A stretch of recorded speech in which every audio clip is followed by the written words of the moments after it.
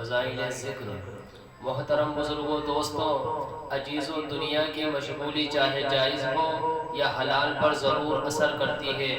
اس اثر کا نام غفلت ہے، اور اس اثر کو دور کرنے کے لیے اللہ کا ذکر ہے۔ ہر چیز کی صفائی کے لیے کوئی نہ کوئی چیز ضروری ہوتی ہے، جیسے کپڑے، اور بدن کی صفائی کرنے کے لیے صابن، اور لوہے کے زنگ کو دور کرنے کے لیے آگ کی بھٹی ہے۔ اسی طرح دلوں کے زنگ کو دور کرنے کے لیے اللہ کے ذکر کی ضرورت ہوتی ہے۔ حضور صلی اللہ علیہ وسلم نے فرمایا، جو شخص اللہ کا ذکر کرتا ہے اور جو نہیں کرتا، ان دونوں کی مثال زندہ اور مردہ کی سی ہے۔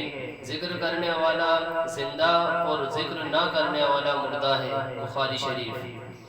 جس طرح مہینوں کے اعتبار سے رمضان المبارک کا مہینہ، اور دنوں کے اعتبار سے جمعہ کا دن، اور راتوں کے اعتبار سے لیلۃ القدر کی رات سب سے افضل ہے، اسی طرح وقتوں کے اعتبار سے فجر کی نماز کے بعد اور عصر کی نماز کے بعد کا وقت بہت ہی افضل ہے۔ ان وقتوں میں زیادہ سے زیادہ اللہ کا ذکر کرنا چاہیے۔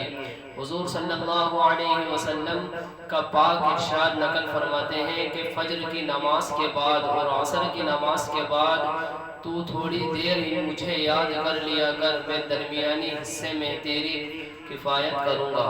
فضائل ذکر۔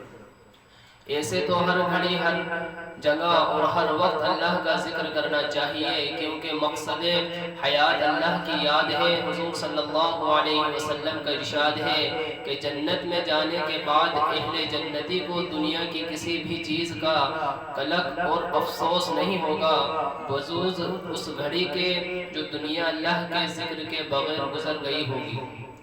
اور حضرت ابو دردہ رضی اللہ عنہ فرماتے ہیں کہ جن لوگوں کی زبان اللہ کے ذکر سے تر و تازہ رہتی ہے، وہ جنت میں ہنستے ہوئے داخل ہوں گے۔ اس لیے جو شخص کسی سے بیت ہو، وہ تو اپنے شیخ کے بتائے ہوئے معمولات پورے کرے، ورنہ صبح و شام ان دونوں وقتوں میں عادت ڈالنے کے لیے بزرگان دین نے تین تسبیح کی پابندی بتائی ہے۔ نمبر 1 تیسرا کلمہ، نمبر 2 درود شریف، اور نمبر 3 استغفار۔ ان تسبیح کو قبلہ رخ بیٹھ کر اللہ کے دھیان کے ساتھ معنی کو سمجھ کر پڑھیں۔ نمبر 1 تیسرا کلمے کی فضیلت میں آتا ہے کہ حضرت ام ہانی رضی اللہ عنہ فرماتی ہیں، ایک مرتبہ حضور صلی اللہ علیہ وسلم تشریف لائے۔ میں نے عرض کیا، یا رسول اللہ صلی اللہ علیہ وسلم، میں بوڑھی ہو گئی ہوں اور ضعیف ہوں، کوئی عمل ایسا بتا دیجئے کہ بیٹھے بیٹھے کرتی رہا کروں۔ حضور صلی اللہ علیہ وسلم نے فرمایا، سبحان اللہ 100 مرتبہ پڑھو، اس کا ثواب ایسا ہے گویا تم نے 100 عربی غلام آزاد کیے، اور الحمدللہ 100 مرتبہ پڑھا کرو، اس کا ثواب ایسا ہے گویا تم نے 100 گھوڑے، مائے سامان، لگام وغیرہ جہاد میں دیے، اور لا الہ الا اللہ 100 مرتبہ پڑھا کرو، اس کا ثواب تو تمام آسمان زمین کے درمیان کو نیکیوں سے بھر دیتا ہے۔ اس سے بڑھ کر کسی کا کوئی عمل نہیں جو مقبول ہو۔ اسی کے ساتھ لا حول ولا قوة الا باللہ العلی العظیم بھی 100 مرتبہ پڑھا کرو، یہ 99 بیماریوں کے لیے شفا ہے۔ نمبر 2 دوسری تسبیح درود شریف کی ہے۔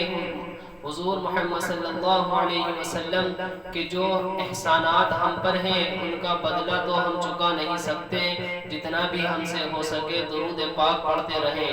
حضور صلی اللہ علیہ وسلم نے فرمایا، قیامت کے دن میرے قریب سب سے زیادہ وہ شخص ہوگا جس نے سب سے زیادہ مجھ پر درود بھیجا ہوگا، اس نے حسین۔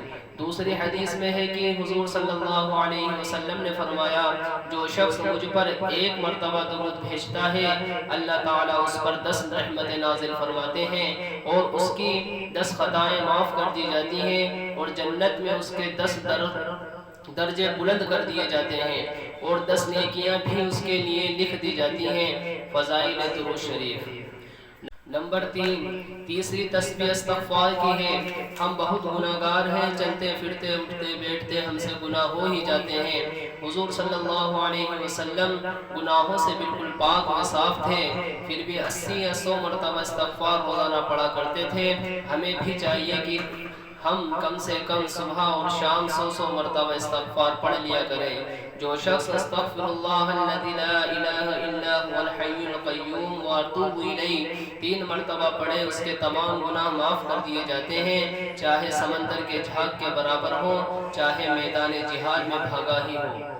حضرت ابن عباس رضی اللہ عنہ روایت کرتے ہیں کہ حضور صلی اللہ علیہ وسلم نے ارشاد فرمایا، جو شخص پابندی سے استغفار کرتا رہتا ہے، اللہ تعالیٰ اس کے لیے ہر تنگی سے نکلنے کا راستہ بنا دیتے ہیں، ہر غم سے اسے نجات عطا فرماتے ہیں، اور اسے اسی جگہ سے رزق عطا فرماتے ہیں جہاں سے اسے گمان بھی نہیں ہوتا۔ ابو داؤد شریف۔ اس کے ساتھ ساتھ روزانہ قرآن پاک کی تلاوت کریں اور مسنون دعاؤں کا اہتمام کریں۔ اللہ تعالی ہم سب کو عمل کرنے کی توفیق عطا فرمائے، آمین یا رب العالمین۔